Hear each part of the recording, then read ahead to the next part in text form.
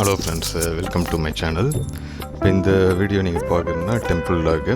இது வந்து பிரசித்தி பெற்ற சென்னையில் இருக்க மாங்காடு காமாட்சி அம்மன் டெம்பிளை பற்றின விலாகு தான். இதோட ஸ்தல வரலாறு பார்த்திங்கன்னா, கைலாயத்தில் சிவபெருமான்கிட்ட கோவிச்சுட்டு வந்துட்டு இங்கே வந்து தவம் புரிஞ்சதான் சொல்கிறாங்க. மாங்காடு காமாட்சி அம்மன் இங்கே அவங்க தவம் புரிஞ்சப்போ அது வந்து அக்னி ரூபத்தில் காட்சி கொடுத்துருக்காங்க. அதுக்கப்புறம் வந்து ஆதிசங்கரர் மூலமாக ஸ்ரீசக்கரம் கொடுத்து சாந்த ஸ்வரூபமாக அங்கே காட்சி அளிச்சிருக்காங்க. அதுதான் வரலாறு. அதனால் என்ன ஆகுது, இந்த ஸ்தலத்துக்கு வந்து யார் என்ன வேண்டுனாலும் அவங்க நினச்சது எல்லாமே நடக்குதுன்னு சொல்கிறாங்க. அதனால் பக்தர் எல்லாமே செவ்வாய் வெள்ளிக்கிழமையில் கூட்டம் அதிகமாக இருக்கும்.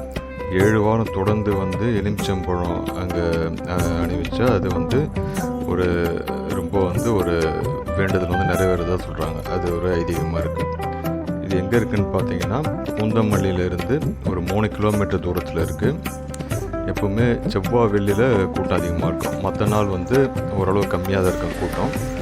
மதியானம் 1 o'clock வரைக்கும் இருக்கும் கோவிலில் டைமிங் பார்த்தீங்கன்னா. அதுக்கப்புறம் ஈவினிங் வந்து ஒரு 3 இல்லை 4 வந்து ஓப்பன் பண்ணுவாங்க.